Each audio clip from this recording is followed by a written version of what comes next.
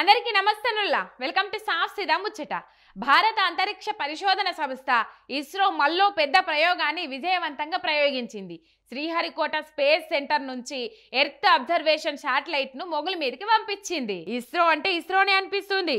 మళ్ళోసారి తక్కువ ఖర్చుతో తయారు చేసిన ఎర్త్ అబ్జర్వేషన్ శాటిలైట్ ను అంతరిక్షంలోకి పంపింది. శ్రీహరికోట కాడున్న అంతరిక్ష కేంద్రం నుంచి ఈ ప్రయోగాన్ని చేసింది. ఈ నడుమల్నే ఇస్రో తయారు చేసిన చిన్నపాటి satellite launching vehicle ASSLV D3 ఈ శాటిలైట్ ను మోసుకుపోయింది. పొద్దుగాల 9:15 మొగుల మీదకి రై రై అనుకుంటా దూసుకుపోయింది.